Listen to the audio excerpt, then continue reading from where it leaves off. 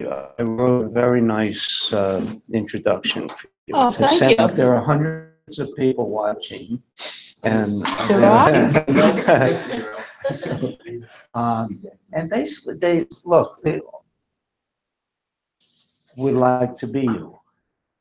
Oh, no. Not a big I want you to tell them the pitfalls, and if you read your, is it that thing from The Ringer, that interview they did on The Ringer, which is great.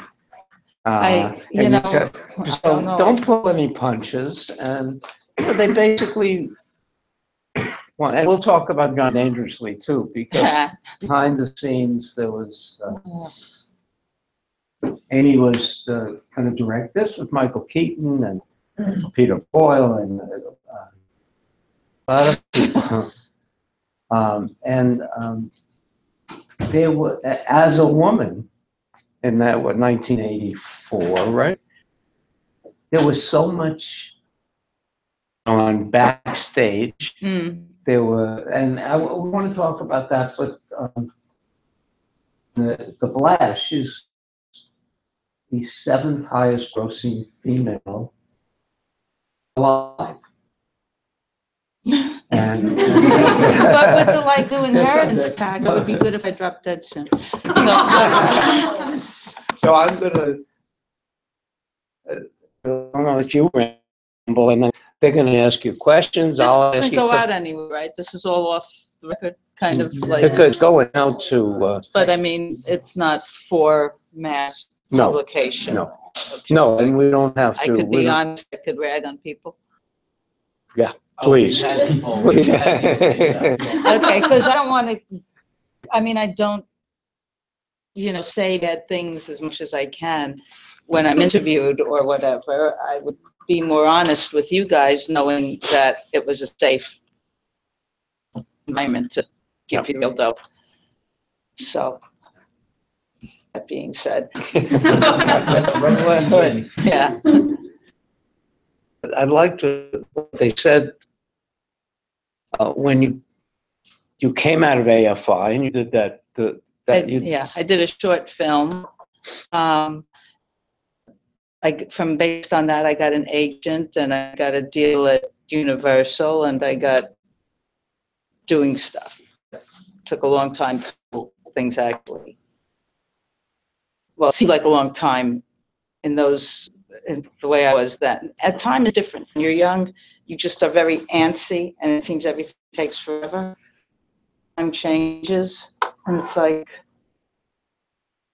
but I seem to take forever from the time that people said, yes, you can do something, to it actually happening. It was only a couple of years, though. So well, I tell them it's for them to be writers, and we concentrate on television now because it's even harder now to make movies. So television being blown up the way it is, a career. You started out with a studio movie. That was insane. I did too. I mean, I know, that was crazy. Yeah. But the landscape keeps shifting. I mean, I was just doing a thing for Amazon, and I complained to my kid, like, I'm working for Amazon, like, that's where you buy stuff from, and it's streaming. And she's like, that's all I watch. To go, okay, do you, either of you guys, the baby daddy and my kid are there, so movie with me, I'll tell them, and they're like, we don't want to go out and see a movie. So it's like, it's a different world. But whether or not you're in front of a fire in a cave telling a story, or something is streaming, it's the same shit. It's stories. So, but where they go, it changes, and what the stories are, by necessity changes, because if you're getting little bites or if you're going to sit there with a wide screen, it's a different. So what can I tell them? Yeah. Tell them the story of your odyssey. I mean, this is as a, and it's different for women today as well. But when you started, it was almost impossible. Together, Johnny Dangerously. I don't know if any of you've seen it,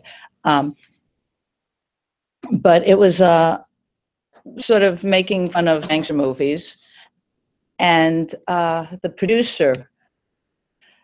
I had done Fast Times at Ridgemont before that. And everything I would try to do, he'd be poking me like, maybe that's how you do things in your little high school pictures. And, making me feel like this was big showbiz and you and your little high school stuff don't understand how things should be. And by the way, at the same time, he was preparing because, as this is backstage, they're in a shop, and so was the DP. Oh, fuck them. Yeah, really. They because they felt, oh, this girl, a high school movie, is not going to do this thing with Michael Keaton was already a star, and we had a bunch of people who were Dom DeLuise, and it was, but this was backstage in 1984, plotting your downfall. And well, screw them. I had to tell them, and not only that, but took credit for the film that I and a couple of other people had written. Yeah. And he said, when I came up with this, I hired this asshole. I hired him, but they were plotting against her because they thought she was vulnerable because she was a quote unquote girl. And that landscape has changed. Well, I mean, if you look at the numbers for the DJ, and I'm not like, waving the flag and starting the parade for females and stuff. I mean, it's like, body. But it's not like it changed that much as it did in other fields. I think there are much more women, say, in the Senate from that time to now. Percentage-wise has gone way up, whereas in directing features hasn't. So, what the hell? Maybe they don't poke you and tell you you're a little girl, but that's much easier. No, it's not. It's still only 7%. 7% of women in the top 250 films. 7%. Even the way they make those percentages, those seem stupid, because it's like only 2% of the great movie. Right. So, like, wait a minute. So you're saying that women don't make successful movies? Big says me. You should have. The numbers are elastic. You can see anything you want with them. Right.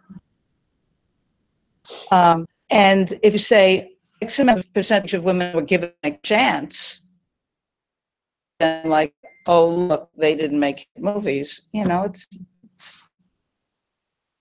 What approach did they take? I mean, they want to do. When I said they want to do what you do, is they want to be on in. Look at this. Hey, come in. They want to write and direct. Eventually, that all. But writing is the path to a life. And when I go out and recruit people, new students, I tell them, I'm not selling you a program. I'm selling you a life. What is it? What we all wanted? I was a lawyer. You never figured this is what you wanted to be.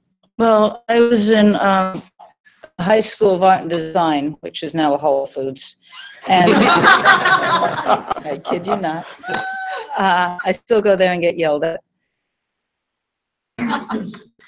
And I took photography, and then I went to NYU Film School, and I made a short film that got me into the American Film Institute. That I got better equipment and made a better film. And that got me an agent to show to the studios, who said, "What do you want to do?" And I said, and I pitched it, and they said, "Okay," and they made a deal. So the thing I was writing, and it was like 22.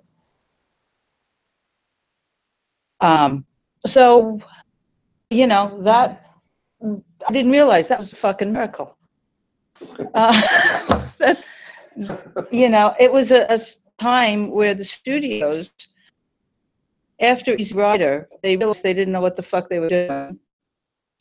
And so they hired a bunch of young people to be executives. And those people were looking for other young people to be doing projects. Now that was like a little, you know, a tiny little sliver of the door was open, and a bunch of people ran through. That doesn't happen all the time. Now, right now, there's a lot of grab-assing going on in Hollywood. We're all looking at each other like, oh, fuck. What are we going to do? And so there may be a little opening for women to run through. You know, because a woman theoretically is not going to grab-ass somebody. They could, but it's like less likely. You know, it's like the way the world is, it's the way the people that worry about shit in Hollywood.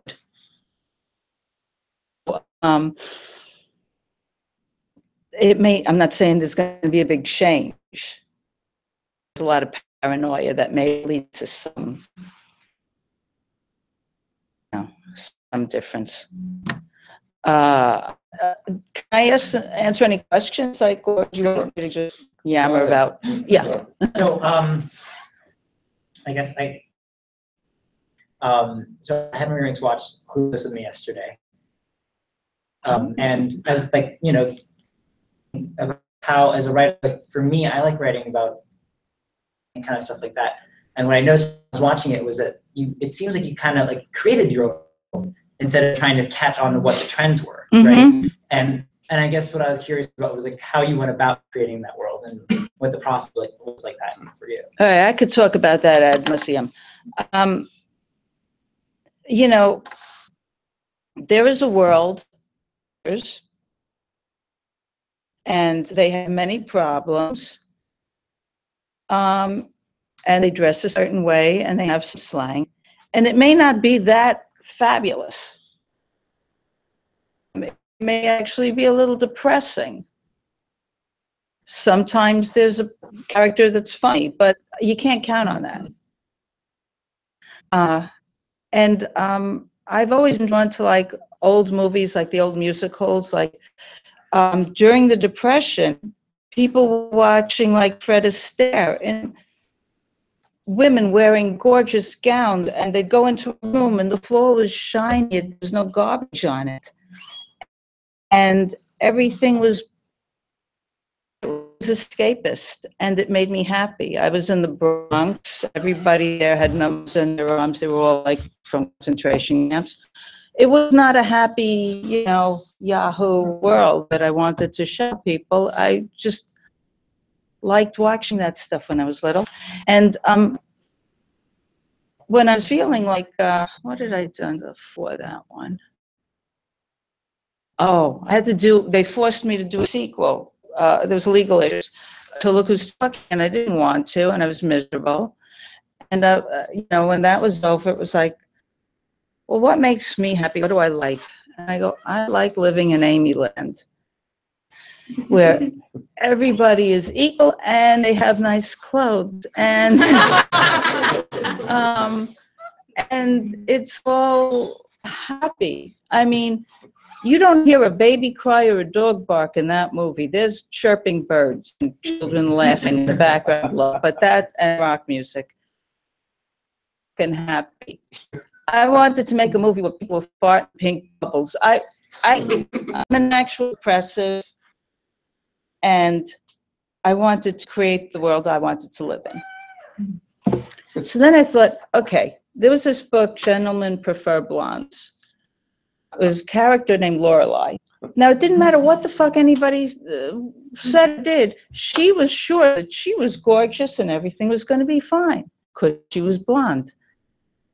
Now, that was written by a depressive, dark-haired writer. And she didn't understand why all the men she worked with went crazy when a blonde walked in. And she was going, what would happen if I was like that? So, you know, you go like, what if you knew that things would be good, you knew that everybody liked you, you knew you're pretty, if you put on some clothes, they'd look good. If your father yelled, it was silly. He was just being funny. And, you know, no matter what the world showed you, you knew that was just like, oh, it'll be fine. So I thought, oh, that, I wanted to like do something like that kind of a character. And I went, okay, but what, where's the framework? Where's the drama? Where's the art of that?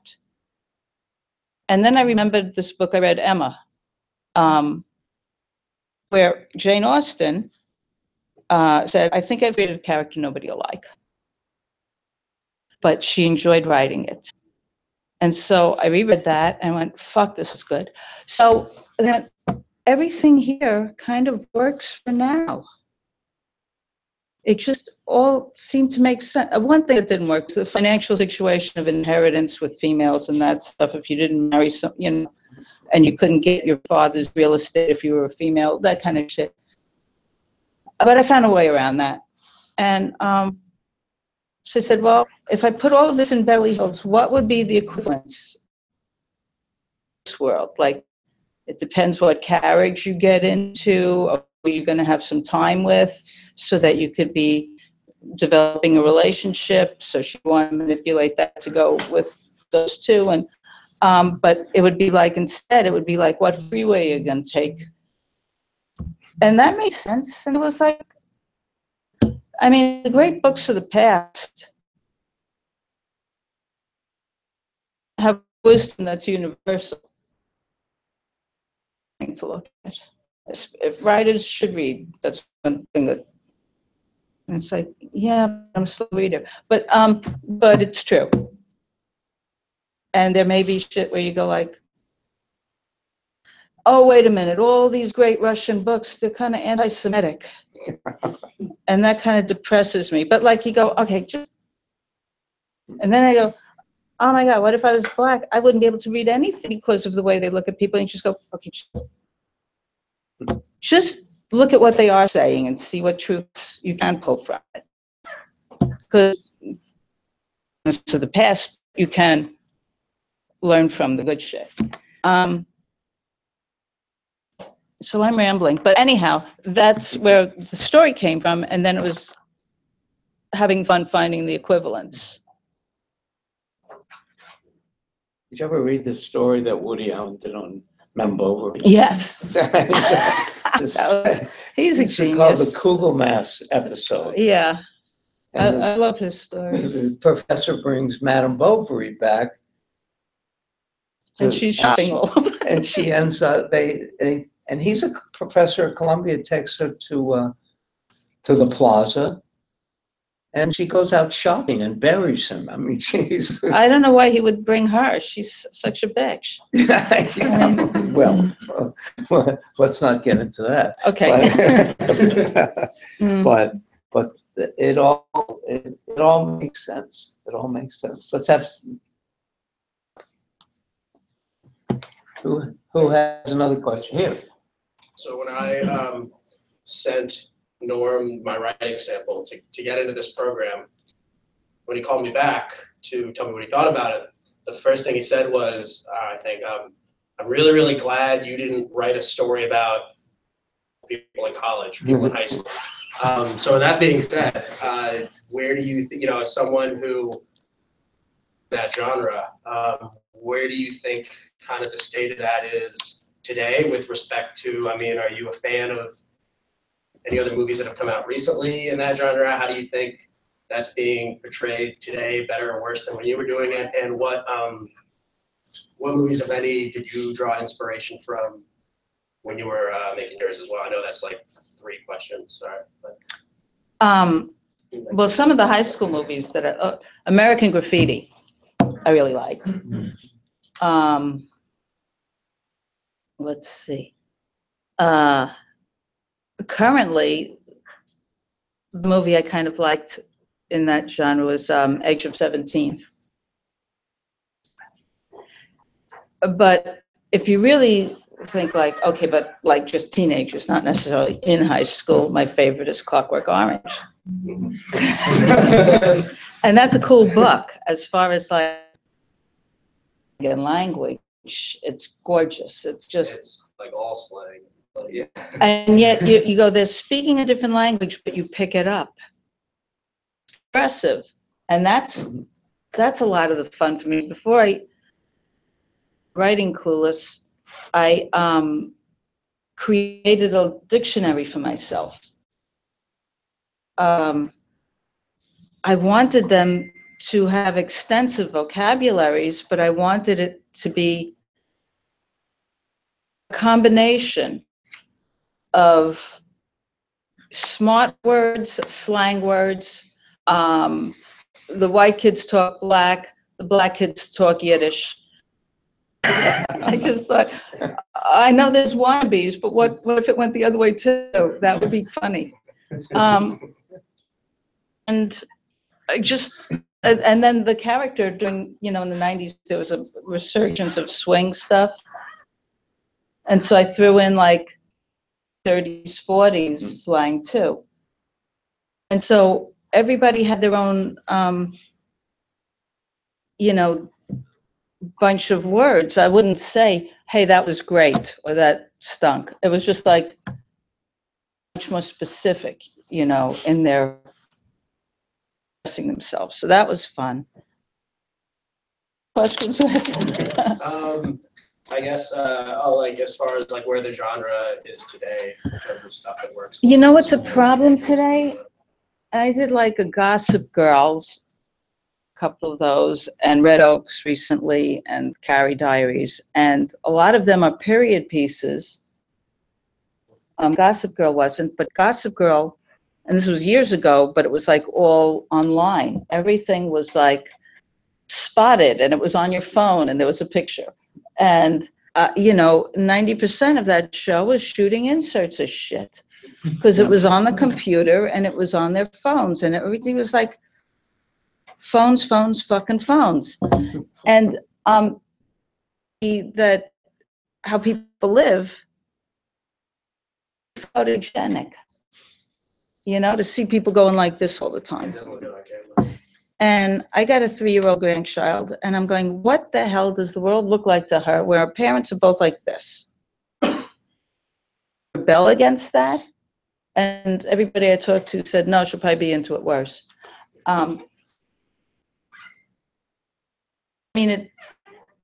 When I think about films and TV stuff where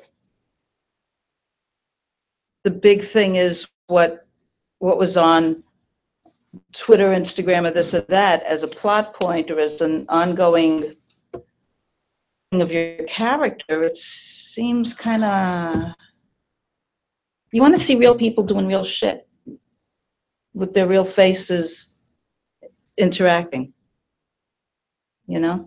Church. It's Alex. It was probably different since you made your own movies.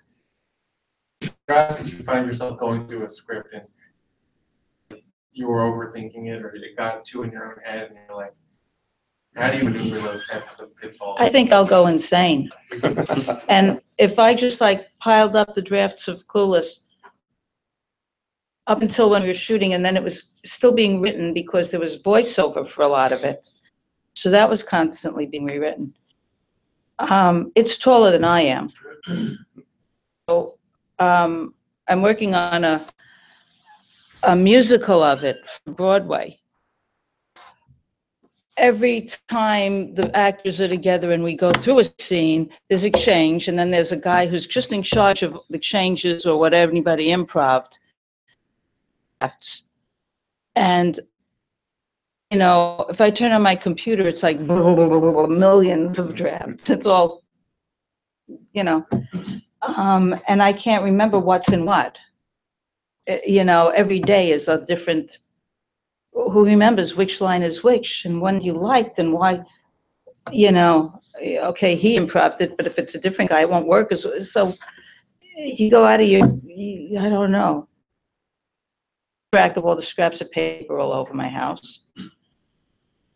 Keep track of all the little icons all over the fucking place. And I don't know how you can straighten your head out. You're open to letting them express. And yeah, except the people that you go like, wait a minute, you're the most conceited person in the world, but this is my voice. And your voice wants to have the audience notice him. That's a different thing. And to quote Shakespeare, badly, you know, there's people in the audience that laugh at shit. It's right. And, you know, I said to my friend Wally Shawn, it's like, people laughed, but I don't like it. Is it possible that it's a bad laugh? He goes, yes, there could be a bad laugh. You know? It doesn't fit with the tone that I created. Laugh because somebody did something that made everybody look at him. And then I want to smack him. I don't. I'm open to, you know, the right people in the film. Paul Rudd. We understood each other. When he improv stuff, it was in the tone. At that. He's intelligent and he gets different types of writing and humor and he can add to them. Right. Have the look at me disease. Does that answer anything? Have you ever collaborated with someone on a comedy and you like didn't like their sense of humor? And like how did you like work through it and trying to create funny content, but like you may not have had like good comedic chemistry? Really. I feel like everybody's thinking faster than me and they're ruining everything. I do things in the middle of the night. It takes a lot of quiet for me to stop hearing the terrorist chatter in my head. Alone. Yeah. Okay. I mean, you know, once everybody's together working on a thing that's actually happening, you know, then there's a different thing clicks in. There's two diseases, directoritis and writeritis. And writeritis is like if your friend calls and said, could you bring over a pack of cigarettes? You go, yeah, I'm just writing. You know, it's like you're not doing anything. Directoritis is like, you don't own your own time. You're the most important thing in the universe. And if you're not there to make a decision and the world revolves around you, it's idiotic. But, you know, I really need to be like, you know, to stop hearing, you suck, you suck, you suck. It's got to be so quiet for me to start scribble. Hear you. I'm notoriously bad at collaboration, and I need to be in that quiet space to share my own thoughts. And I want to go into directing in the worst way. So what was the best advice you were ever given, and what was the best advice that you discovered as you've gone through your career as a director, as a writer director?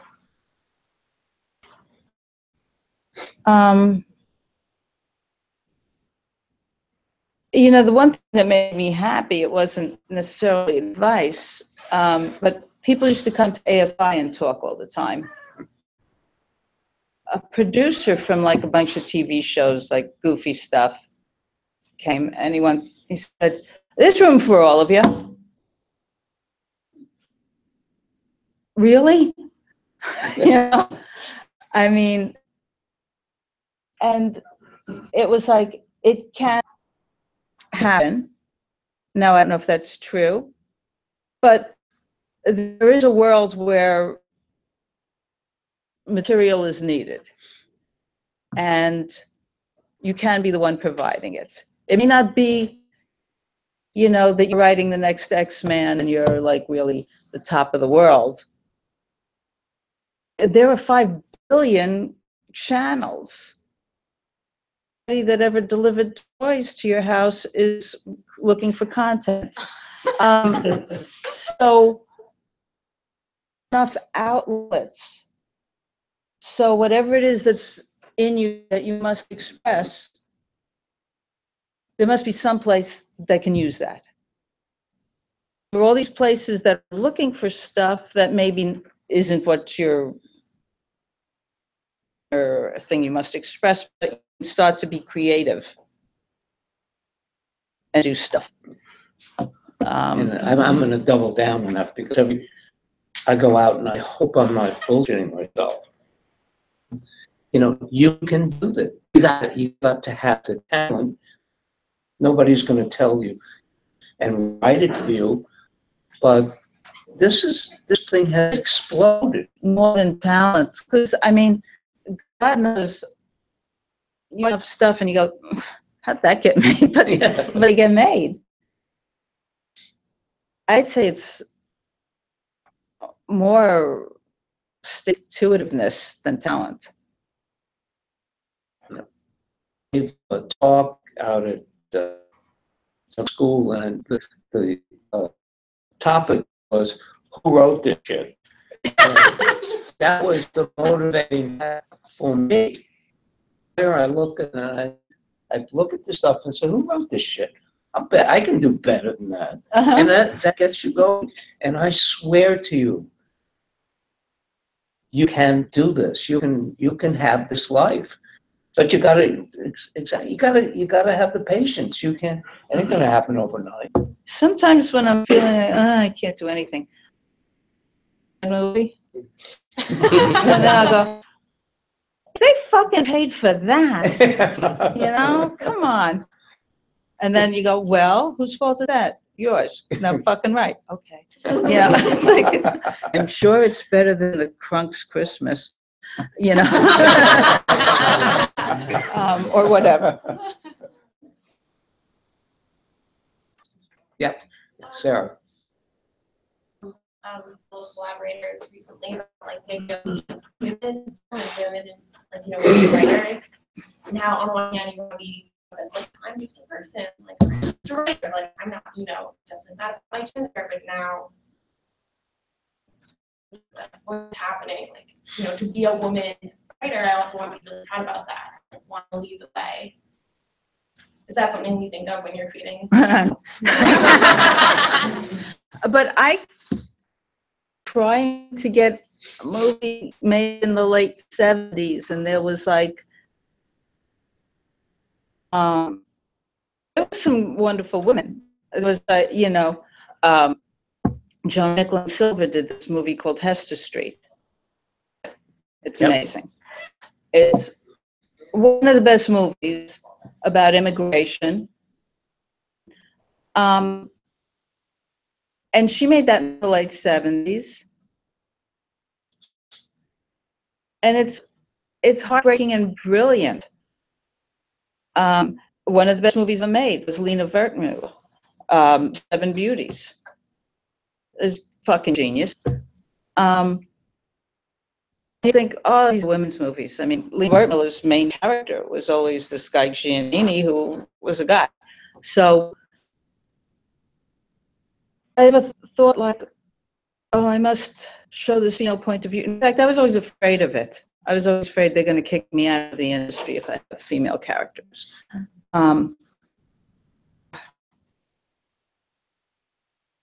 At a very low point after a movie I didn't want to do, European Vacation. I thought I'd have a nervous breakdown during that. Chevy Chase is just the worst piece of shit who's ever lived. But at least he's not in politics. Second that emotion. It's hard to find a person that's worked with him that doesn't agree with you. So, You know, you talk to Danny Pudi, you talk to anybody, you know, it's like, yeah. So when I was done with that, I thought, did I work 3 jobs at a time and schlep my ass in for like hours on the subway to like scrape together the money to make my little NYU film so that I could be licking Chevy Chase's asshole? It's like, no. And I don't care another thing in the world. I'm doing my own shit, and I have a story I want to write. It was about baby. And I had a baby. I was home with the baby. And so I said, fuck this. I'm not, you know, going out to do these, staying home and writing my thing. And, but I was really scared because it was a female character. And I was going, people don't want to see female characters. They hate female characters. The studios will go, you know, well, you know, only a certain amount of movies with a female protagonist will be made. They will not have a certain budget. It will always be smaller. I mean, you know, there was a female ghetto, there was a black ghetto, there was just, you know, the thing was to have things that serviced certain male movie stars. Forget it. And so I thought, okay, the only way this can get done is if I have a big male star. I just did a movie, John Dangerously did not make money. And maybe over time it did, but Not really. and European Vacation sucked. But European Vacation was, the irony is that it was a major hit. Financial hit. Didn't help me any. Okay. So I was like in movie jail. And I thought, nobody is going to like give me Bill Murray. It was like, in comedy there was Bill Murray, and drama there was all these other guys that were cute. But maybe I could get him for one day to do voices. And I can have a male protagonist who's one of the big stars that they like very much. He'll be the voice of the baby. And so it's basically a movie about a baby who's a boy. Male voice, and I won't need that much of his time. It won't cost that much. All right. This fit in there like fucking equation of what's acceptable. So that was the only way I was able to write a thing with a female protagonist. Hopefully it's changed. I mean, there is a Wonder Woman, but I don't think it's changed all that much. Always that feeling, I mean, even in the olden days, of like run by men, and the males are the ones that decide what movie the couple is going to see. And females are at home doing housework, and they could watch TV. You can sell soap, and Mary Tyler Moore could be a big star, and Phyllis and Rhoda can be big stars, and because it's TV in their home. And men have an arrow because they go out and hunt and have dicks, and women are at home because they give birth and buy soap and take care of babies. And now if everything's going to be at home or on your phone or on your iPad, that should be a good thing for females. Theoretically, if that's the thinking. We'll see. You think ghettos still exist? The female ghetto? And black I think ghetto? there's like a lot of, you know, really pushing to say that we don't have those ghettos. And, you know, I mean, when you were like casting, like on these, like, you know, Gossip Girl, or you were told, you have to use an ethnic minority for all these other parts that weren't the lead part. It wasn't like all the people in Gossip Girl were white people, but the studios were given kickbacks for the amount of ethnic minorities, as opposed to if there was like a white person, which included Jews, which I don't, no white supremacist would call us white. So, there was, you know, there's this weird thing of like, we have to show that we're being good. So here's a little extra money for you to look like you're being good when you're really not.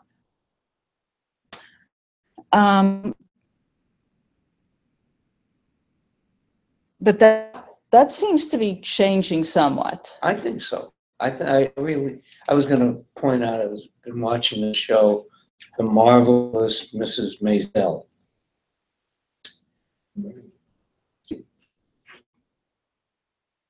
I don't. I mean, They're becoming attractions, and my friend Wally is in it.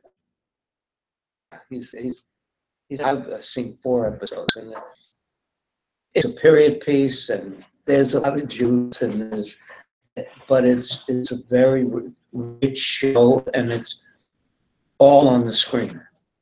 It's Amazon money, period, and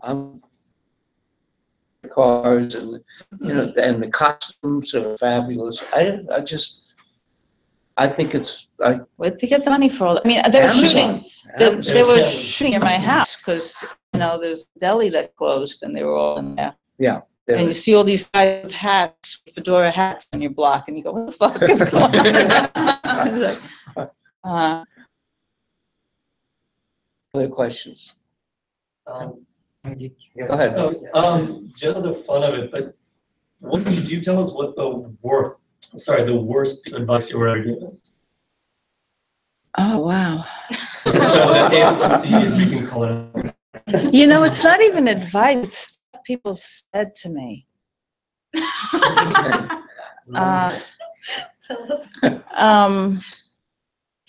Okay, so I wrote a script.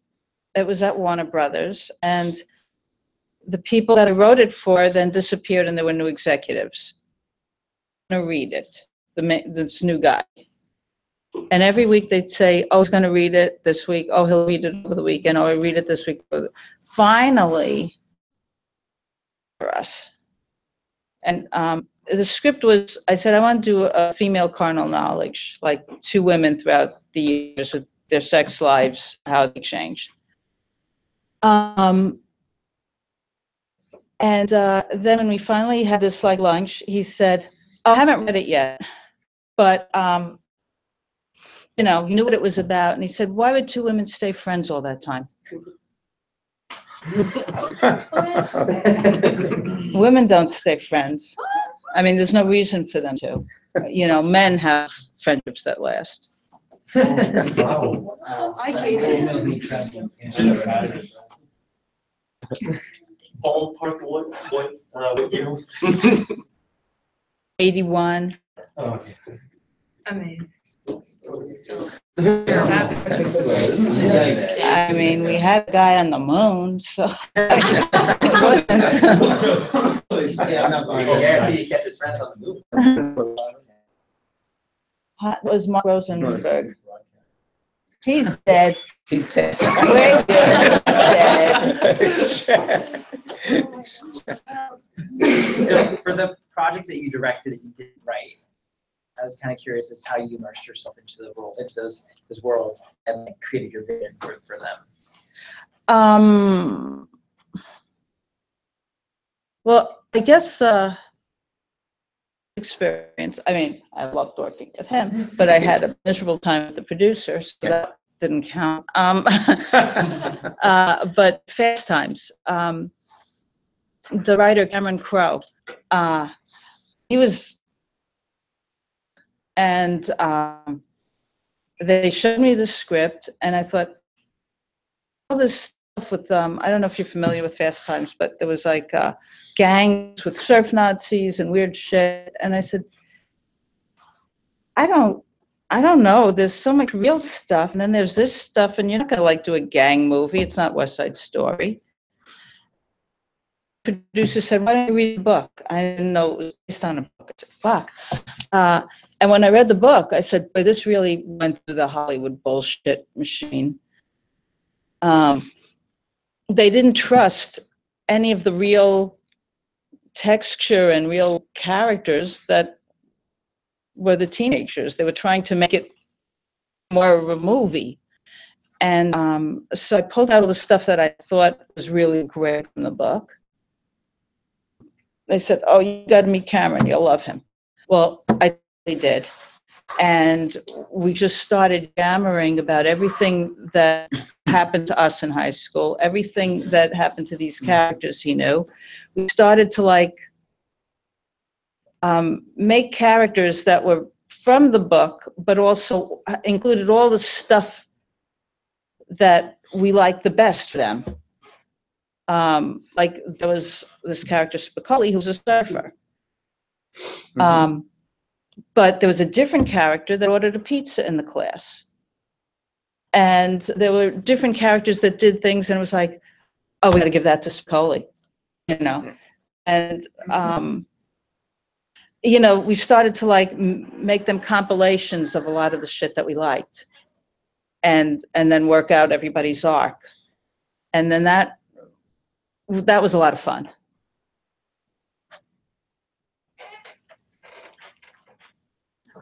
So you directed an episode of The Office. Yeah. How did you enjoy like the mockumentary style? I have no problem with the mockumentary style. In the first time I did somebody else's material on TV. Okay. And the episode maybe, so they, you know, the producer and I didn't understand that when TV, it's like, you know, it's their ball, and if they can't pitch, they don't play. It's like, you know, that little kid thing of like, no, this is ours, and you're just, you know, it's a play date, but they're my toys. And I thought, oh, you hired me to bring something to this, and I was wrong. So I wasn't, you know, I would think, okay, we've got Kazarinsky and what's her face, and if he says something, she says something, I want to see their faces. Now, you can do it in a handheld way because supposedly there were cameramen all around the place shooting things. Let's have the whole scene behind a bush. And I'm going, I have his face, why would I be behind a bush for her face? It's like, don't you want a corresponding angle? And the producer goes, what's a corresponding angle? And I'm like, you know, don't you want to see her eyes when he says these things? It's like, but why would the camera not to be there? It's like, well, why was anybody else getting a close-up? And so we clashed somewhat. And I thought, all right, I don't care. I'll just finish shooting this and go home. And even things that I said, like, could the makeup one come in here? He's all shiny. And can we fluff his hair a little? It looks like it's really thinning. And they're going, but it's, you know, we don't have hair and makeup on the set, and we don't have the script woman on the set because it's a documentary. And I'm going, yeah, but it's really not a documentary. And he's a cute guy, and we should make him look cute. Meanwhile, Steve had like a little compact, and he was doing this, because you know, not to look good, but it's something. And I was like, I didn't watch it, and like a year or so later, I watched it, and they totally fluffed. Yeah. I mean. Okay, so if I'm like interested in writing a mockumentary comedy, I should still write it as it's not in like a documentary form? Oh, I would go by my experience in that. 'Cause there are brilliant mockumentaries, you know, and, you know, look at the stuff that you love. And, but when you're shooting it, I mean, if you see a real documentary, the guys that are hired to shoot it are good at camera work. Yeah. You don't see the floor and the ceiling and this and that, you know, they manage to make you see what you want to be seeing. Hating the like crap that goes on the cutting room floor. That's what I don't understand. To say, oh, it's more real. It's more real, and we hired a camera operator with epilepsy, so there's always shaking. It's you would hire a guy that's good at it. But DPs are, you know, there was that phase where everything was shaking. 5 years ago, Yeah. you couldn't watch a thing without getting seasick. And now they're into like the low contrast and smoke. They go through phases. They're like teen girls. They're like, you know, now we're all wearing this. Now we all have long lenses. Now we all have neon and puddles. I just do it right for the material, not for like what your friends are all doing. That, just off of that comment, actually, do you find some scripts and movies are just like pandering to cultural expectations? Well, that's a whole business based on pandering. So like, Yeah. if you ever find yourself with the script or like told to do a script or work on a project that's clearly like just fucking factory made assembly line bullshit? European Vacation. Yeah. That made X amount. Even if it totally sucks and it makes half as much, you know, yeah, I mean, things get made. If they do well, they have to make more of them so that everybody that worked on the first one can ask for a raise. What do you think the market is lacking the most right now?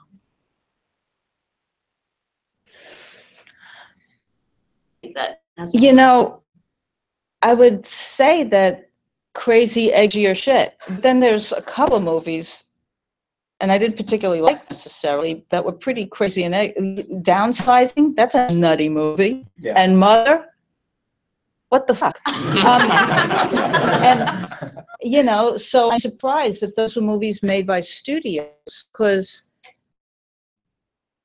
it's not like they're giving money to make Clockwork Orange right now. It's, you know. And a lot of interesting shit has moved to streaming and to TV. Certainly, the money is all very, very lopsided going to superheroes. And I don't understand, because, I mean, I watched Guardians and I watched all these things, and I just saw Superman and the Justice League and all that. I mean, I watched them, and some stuff I like. So much. It's everything. It's insane. Yeah. You know what they haven't had? What? A gay superhero. What? So you mentioned earlier, and I asked this hesitantly because I feel you're just going to say European Vacation. But What's your favorite movie? well, you mentioned earlier that you like to go and see bad movies. Yeah. So I was wondering if there was just like one bad movie that you use almost like a guiding light that you always kind of come back to when you're thinking of all the bad movies you've seen. Oh, no. Basically the pinnacle of bad. But other than your. What do you think the worst movie ever made? And, you know, they just made a great movie about the worst movie ever made, you know? Disaster Artist. Yeah. That's a fun movie. And that's pretty different for Hollywood right now. That's pretty like out there, edgy. Yeah, those guys get away with a lot of stuff. Yeah. So if anyone's gonna do edgy weird shit. Feature Franklin Road, the Soul Studio. Right? The guy that was about got away with a lot of stuff. But it was his money. It wasn't like, you know. Still tell me where he got it.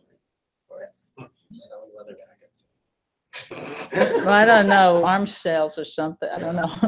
If you were starting all over today, I could do a brilliant little video and have it go viral. I don't know. How the fuck do you know? So easy. Yep. Yeah, it's like, how do you make that happen? Yeah, yeah, Loaded question. okay. Maybe not. When you write, create, thinking about what you're going to put into your scripts, do you have an image as to who this could possibly be played by when you're writing it on the way, to finishing it? I ask that because can you speak to the politics of the different aspects of the industry that writers and directors aren't very accustomed to dealing with, like casting and stuff like that? You may have a vision for someone playing this role that you spent months crafting, but the studio has another idea. Has that happened to you? Has there been some decisions made for things that you've been a part of that you just didn't agree with, or it's like that occurred? I wrote this film called Loser, and I wanted it to be a sort of like, I don't know if you ever heard of the movie Marty. There was a school of theater called the Kitchen Sink. It was like people in the Bronx having regular problems. And it was, who's the playwright? Patty Chayefsky. Patty Chayefsky. Also a network. Yeah, but the real people, real problems in their apartments and their jobs in the subway. That was kind of a revelation in the 50s, because Hollywood is Hollywood. So I wanted to do something that was like, and he was a chubby guy, and it was a romance. What's his name? Ernest Borgnine, not a pretty man. And it was really sweet and romantic. So I wanted to do something that would be about a person that's not the cute guy and not the cute girl. I wanted, people that were quirky. And the studio had decided, oh, American Pie just made money. We want those two. We want Jason Biggs doing a goofy dance, and we want the girl from American Beauty looking sexy, because those are the cute new high school kids, and they have to be in it. And so one thing nobody likes is when you take a cute person and you kind of make them less attractive. I would have liked to have taken more real people, overcoming obstacles and finding love. And they were like, no.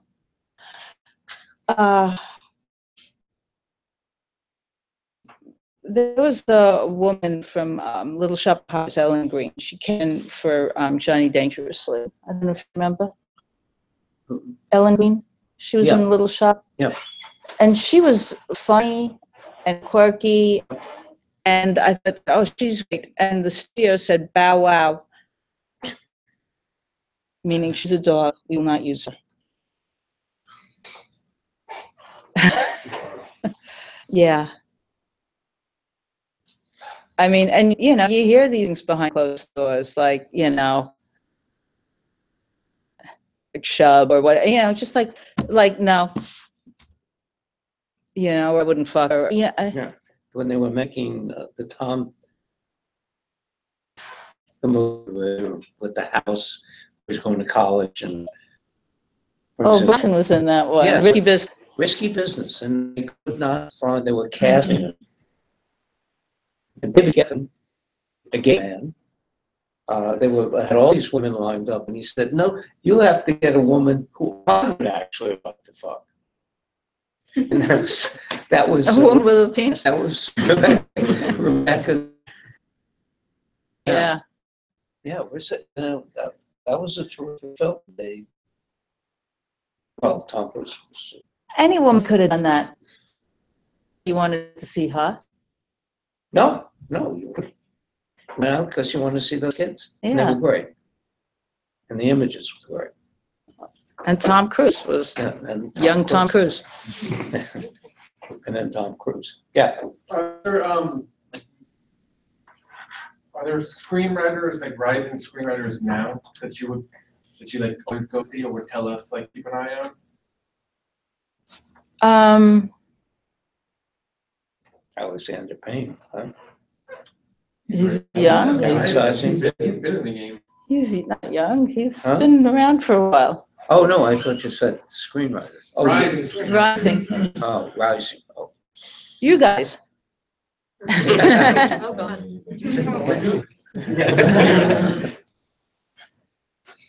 I'm curious, like, what kind of stuff you guys like or want to do?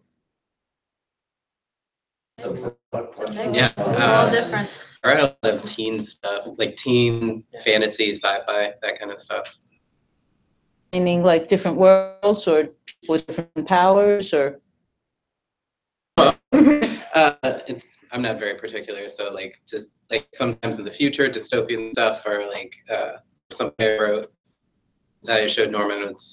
It's technically like a reimagined timeline, so it takes place in the 90s, but it's like more futuristic than we are now.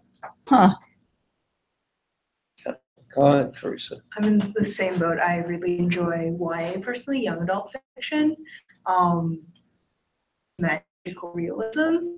Like my characters who just like stumble upon like a pig with wings on the floor, and they're like, I guess this is just the way we live now. I'm like that.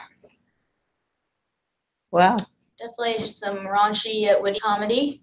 Working on a series that involves a puppet, a giraffe puppet. There's my portrait on that board. KDS. That's me and a puppet Doreen.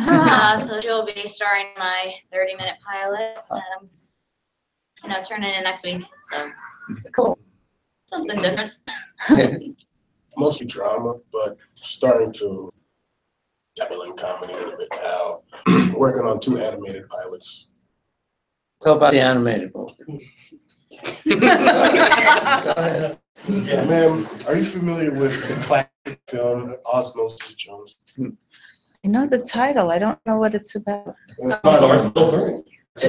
does not. It's Chris Rock's Osmosis Jones. It's about a white blood cell, hard-nosed cop trying to find a villainous virus looking to kill its host. It's something 10 times better. Yeah, no, it's not bold enough. It's called Retrograde. Cinematography back, Audrey was the person thinking of, right? That's the live action version. I don't know. John Hammond. But animation like that. And I'm also working on something called The Kingdom with morphic animals who fight with weapons, stuff like that. A lot of magic, a lot of lore, Chinese lore. Wow. Very cool stuff. Yeah. Cool. Well, there'll be outlets for that. Yeah. I'm gonna take this up here, so. Hi, I'm Katie, and oh man, so I got bit by the storytelling bug via Tolkien and J.K. Rowling, so Lord of the Rings and Harry Potter, and I cut my teeth in fantasy, and from there I branched out into sci-fi when I was a teenager. And then, sci-fi, because of just a fictional, universe or us finding that there's alternative, life, other life out there. I'm down for both. But what I've found in recent years is I love mashing up those two things with either mystery or thriller elements, especially political thrillers. When I fell in love with like Scandal and House of Cards, I thought like, oh my God, like if you took those cutthroat elements and applied that like fantasy, that'd be great. And then Game of Thrones came along, and I was like, I'm not the only one that thinks this way. And so yeah, that's my niche. Is I love that kind of stuff. And I also, playing around with that stuff, I love superheroes. So if I could ever do a project for like DC or Marvel, that'd be super cool. I'd love that. So, I'm gonna move over here to Sarah. Yes, I'm Sarah. I think the two things that I'm really interested in portraying is retelling like classic stories with modern elements, using things that are universal and familiar to everyone and showing them in different lights. And then also using language and sound and visuals to kind of show things that are uniquely internal and making them external. So something like gender anxiety, like, are very hard to portray rawly. Yeah. And it's always like, Love films. yeah, definitely. Okay. Yeah, I realized that I tend to write mostly about relationship or family dramas. I'm trying to dip my toes into comedy as much as I can. A little bit on a pilot about a politician, unlike Bush, who tries his luck after an unsuccessful bid for presidency to become an actor in Hollywood. That's cute. Yeah, that's cute. It's cute. I So, is that what you mean? Oh, you want to say something?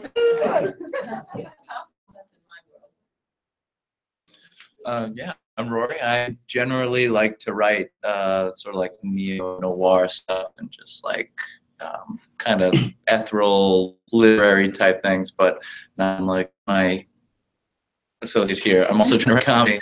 We'll see how that goes. Yeah. Well, you can always do stuff that you like, comic elements. Yeah, I definitely try and do that. No one told me. I think it is. Hi. Yeah. My name's Alex. I mostly do like 30-minute like Dick Van Dyke type of comedies, like real throwback stuff. And when I'm not doing that, it's like splatterhouse gore. Yeah. So it's one or the other. It's either I'm like, I love laugh tracks. I love multi-camera sitcom. I'm all about that shit. And I'm also all about just like torture porn, that type of stuff. You know, it's one or the other. So it's one or the other. One or the other. We're self-aware. I don't enjoy torture porn, writing about it. But I'm definitely primarily focusing my writing on female protagonists lately. I really haven't found my niche yet, but I think I might be onto something with what I'm working on with Norman right now, and it's about an Amish family. And yeah, so that's something I'm interested in, like female relationships with their parents and putting them in odd settings like the Amish. Yeah. So I'm Chris, and for me, what I've noticed what I like writing about most is like ensemble dramas, so like lots of characters and kind of created families within those and everything, but also like teen dramas, but rooted in the real world more so than like any kind of fantasy or anything elements. Like the pilot I wrote for Norman's class last semester was about like a tech billionaire who buys a family winery and kind of disrupts that to use it as a testing ground for what was it, ecological like thingy. So I guess I'm not wording it very much, but yeah. Hey, I'm Anthony, and I think I do realistic fiction, like particularly around protagonists with like a very like strong and like existential dread, like just everyday people, and like myself. But I wrote my first script about a white male and being a male, and then immediately got sick of that. So I'm trying to veer away from that, and I think like a lot of people here I like to do things that are a little funnier. Recently tried my hand at a stoner sci-fi, and that was a blast to write. But who knows if it was any good? So. Stoner is always very characteristic in And then I'm Elizabeth. I do mostly like family dramas, young adult with female protagonists, either doing with family drama or mental health issues. And then completely opposite that, I do sci-fi superhero stuff. On the table. Humor in there. Um, Influence them all. I don't really write a lot of comedy. I like, I don't know if I say I write mostly anything in terms of genre. I like mysteries. I really love mysteries. I'm writing a mystery right now. Mystery about Jewish people, actually, because what's with Jews? Why are they wander around in the desert for 40 years and then yeah, never ask them for directions. So that's what I'm working on right now. And other than that, I like stuff. I love stuff that feels like kind of a lot of short stories, kind of one big like Pulp Fiction or Love Actually or Magnolia, early Guy Ritchie stuff like that. I think is really neat. Cool. Oh God. Hi, I'm Colin. Script-wise, I'm writing. I like to write mostly comedy. I think that it's funny. I mean something about where basically these guys throw a giant party and use alien tech to take over the world. It's this thing. But other than that, us and some other guys from our cohort are trying to start a fake news talk show on LIU's like TV, like Not like public access. you say fake news, and that's kind of a trigger. We That could be we mean like fake news. Yeah. Like we're gonna be telling basically broadcasting news stories to people that are just completely made up about things that we think are funny. Basically.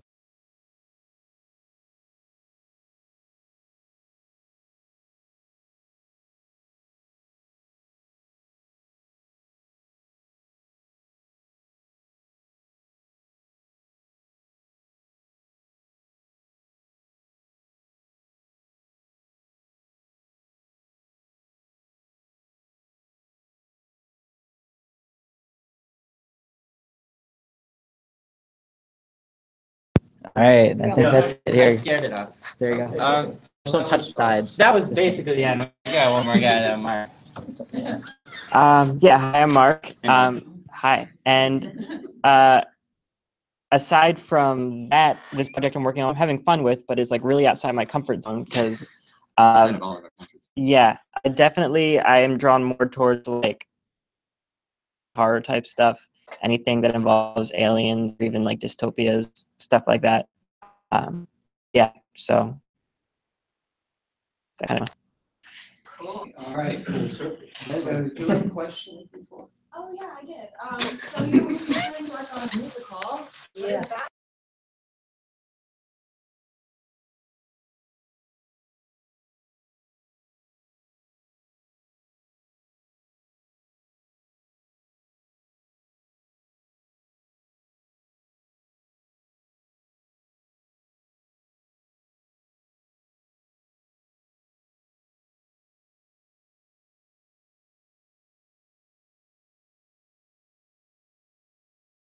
I write a scene, and then I know it'll be shot on a certain day, and that's it. And it's in.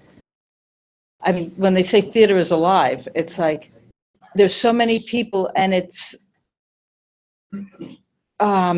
changes. You see a show in one city or another city, it's a different thing. It's the same show with one actor or a different one. And so even at this point, when we're having run-throughs,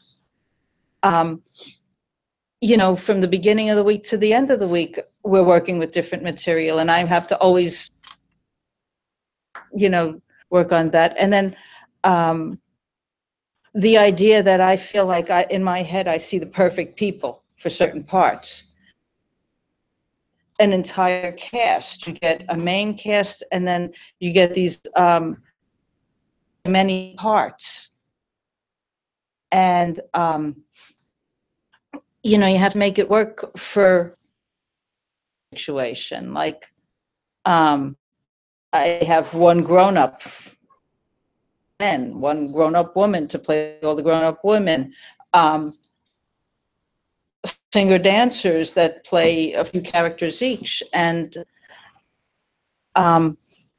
then you can't have that much time between music. You can't have a lot of scenes explaining stuff or dramatizing what's going on. It's got to be musicalized, but it's got to be musicalized in a certain Broadway way where, like, you have to end with a big number at the end of a first act, and then you have to have your 10 o'clock number that keeps people like perked up to get to the end, and you have to have the like, hello, this is the world we're in number, and here's what I'm yearning for, and here's the conflict of the love shit, and here's a dance break. And the vocabulary of stuff Are to you learn. directing this? No, I'm writing and lyricize. And that did Rock of Ages is the director. There's no composer. I made it a jukebox musical with 90s music. Oh. And fucked with the lyrics in a Weird Al way. Is the girl in there? This is a big fight I'm having with the producers, because I have just a girl in there as the act break, and they go, well, that's not one of our favorite numbers, the consensus is, which means some of the older producers ask their friends if they like that song. And, you know, I ask anybody who remembers the 90s and they like that song. And they go, find something else, you know, where Cher, your main girl, is pissed off about what's happened that night. And then they go, well, how about Torn? So it's like, I don't know what to do with Torn. It's just whiny. Yeah. Any So, Alanis Morissette? Yeah. no. I guess I'm the only fan of I'm a fan of No, I love the, you know, I'm here to remind you of the mess you made, when, you know. I mean, I wanted a conflict song, but they, you know, anyhow, it's wacky. And then I had, when Cher finds out the guy she likes is gay, and all her friends are telling her, and she doesn't believe it. And I had the Backstreet Boys, I Want It That Way. And it was like, no, can't she tell he's gay? And the Backstreet Boys people said, no. First of all, we're doing Backstreet Boys musical, and you can't have any of our stuff. Second of all, they didn't want the like, he's gay stuff in there. So, huh? Yeah, there is a parody from like the early 2000s, I think. Which Backstreet Boys? Yeah. Lance? No, that's NSYNC. I'm sorry. Yeah, no, there's a parody song. You can look it up on YouTube. It's Which Backstreet Boy is Gay. I'm sure they hate that. Nothing. Nothing. The song is great. But, I know, you know, sure, yeah. but you want to say, we want all the teenage girls to think it happened. So.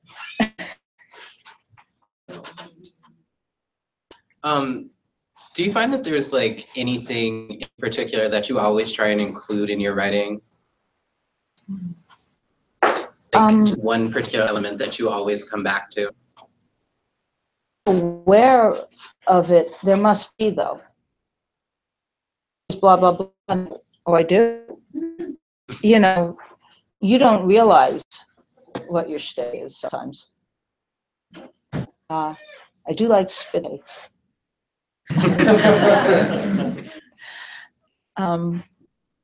Yeah, I guess I don't know. Okay, I don't want to wear you out. So if there are some important questions, let's ask them. We got to go out to dinner. We've got enough of this. Oh, I'm having fun. You want? We'll stay. We'll stay as long as you want. Is that right? What's a piece of advice that you would tell your younger self if you could like go back in time, like avoid a certain pitfall that you like that Good question. you know But you know, you can't do that. I know. Like, what advice do you feel would have like helped you to Marriages too? Yeah, no, you know, you gotta go like, okay, with the information I had at the time, that was what I was, you know. But if you could go back and tell yourself, give yourself a piece of advice, I like, what would it wouldn't be? want to be able to do that, because that sounds like a Twilight Zone with a bad outcome.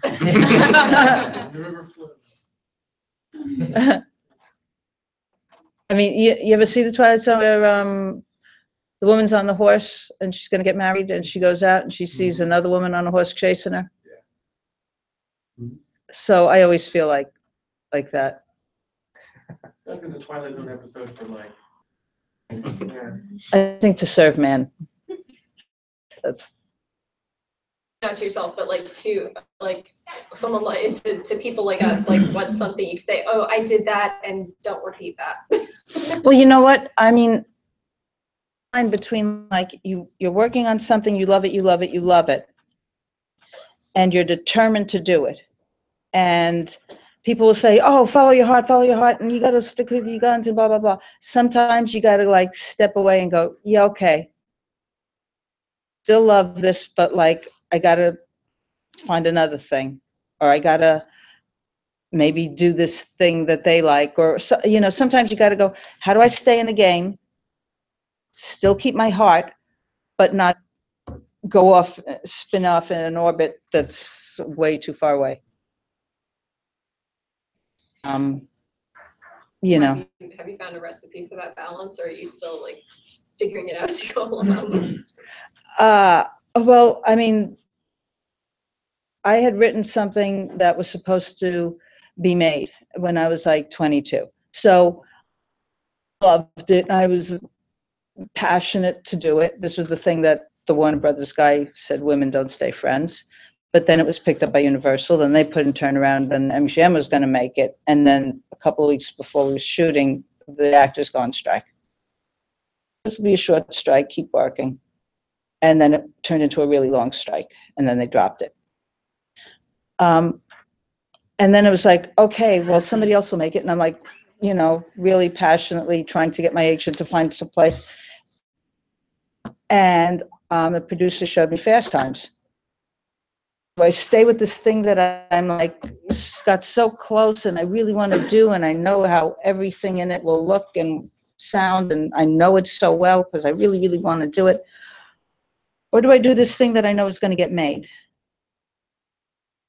And, you know, you just got to go, I want to get in. I want in, and if this is the way, maybe I should find what I like about this. And I don't know, maybe my career would have never happened, or maybe they would have made a little movie of it, and then, you know, I'd be puttering around and never gotten the chances I got. Who knows? I like that part, stay in the game. It's important because what you have is really light. It's easy to carry. And we always have to go back to that. I'm writing a musical as well, and that's what makes me happiest. And if you get this right and you get in the door, you'll always have this. They'll never take this away from you. Unless you're such a major dick that they want to kick you out. You know? That guy that did Back to School, Rodney Dangerfield? Rodney Dangerfield, yeah. Who wrote it or? Directed it.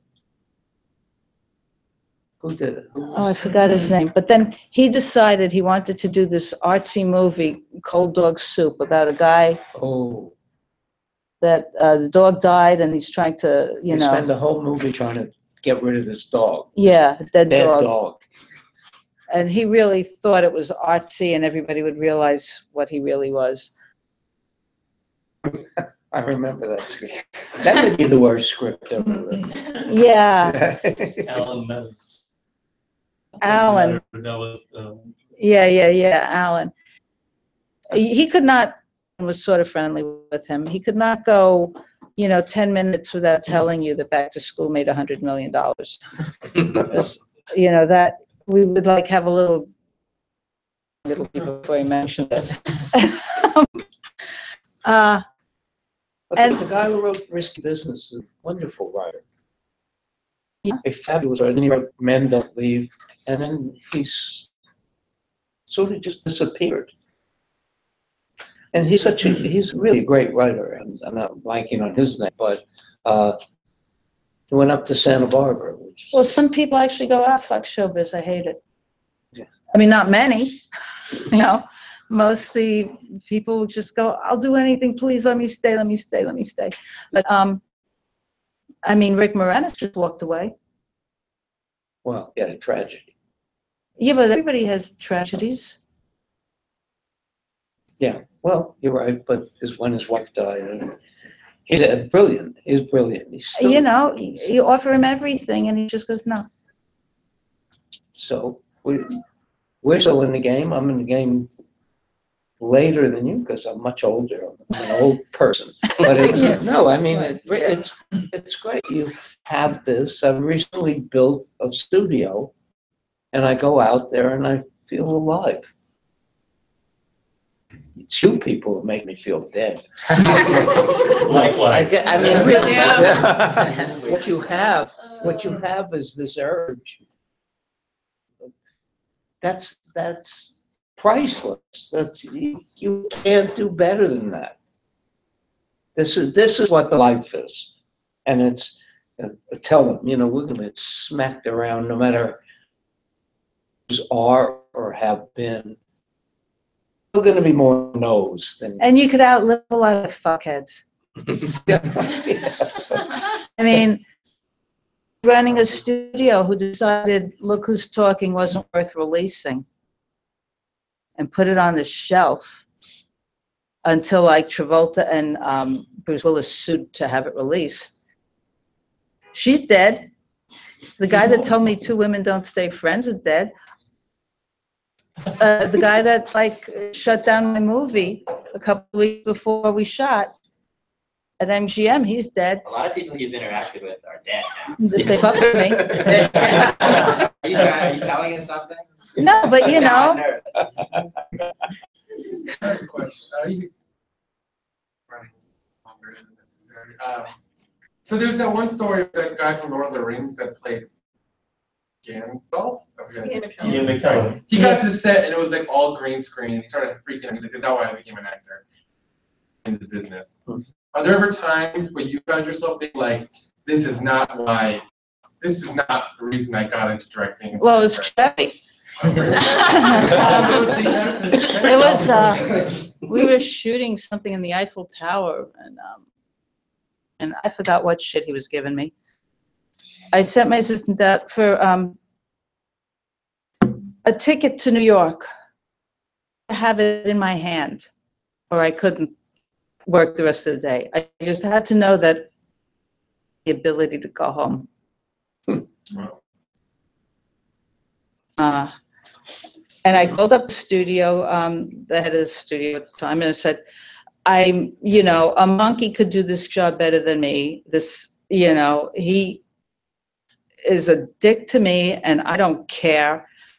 I just want to, I want to leave. I want to quit. He goes, the dailies are great. Everybody's loving it. You got to say. Which means they would have to shut down if I quit to find a director. But,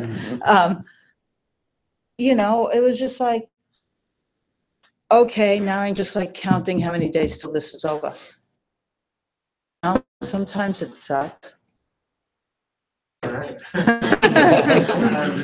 But you know what about movies, TV, those things have a limited, you shoot for a certain amount of days. If you're on a TV show and it's like, Law and Order, and it's 20 years, you could go on and on and on. But for the most part, Nuts is going to be out of your life soon. movie, you may find the love of your life, who knows? Yeah. You know, they're short things. It's not like you go into the office every day. Home, because I tell them, as writers, they'll be here in Los Angeles. I think that there's more life here. And wherever your home, wherever you define your home as, to me is very important as a creator. Yeah, it's hard to know. You're back here. I'm here, but what have I done? You know, Broadway takes for fucking ever. Would it be different out there? Would it? No, you know, in LA, it's like you feel like every day you're getting your report card. You know, people look at you and they see what you've done lately, you know, especially now with phones where they could just like, yeah. You know, you feel like everybody is. And that's all that they are. And that's all that they know about you and that's all that they give a fuck about. And it's a soul suck, you know? And here, you know, you interact with a lot of people that some don't give a fuck what you do. They couldn't care if you said something funny to them or they were nice to you or, you know, whatever. There's other interactions in the world. There's other relationships and there's other reasons to hang out with people besides they could do something for you.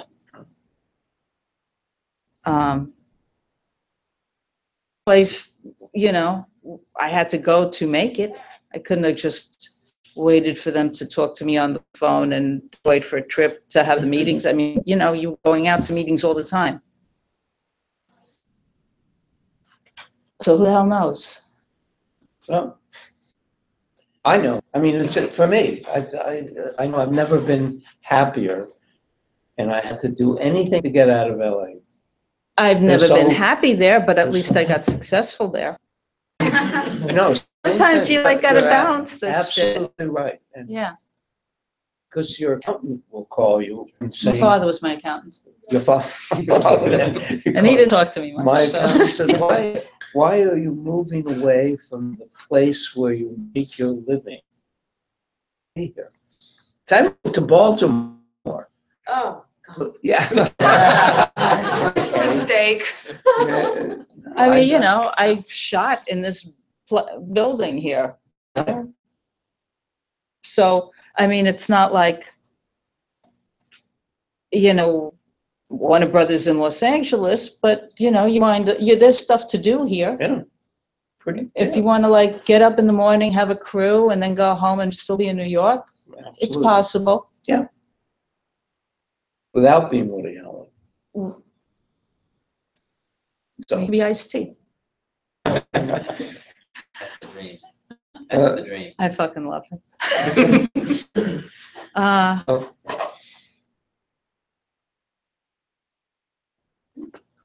Yeah. Okay.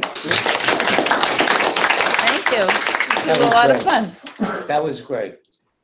It Thank sounds you. like you all have great ideas.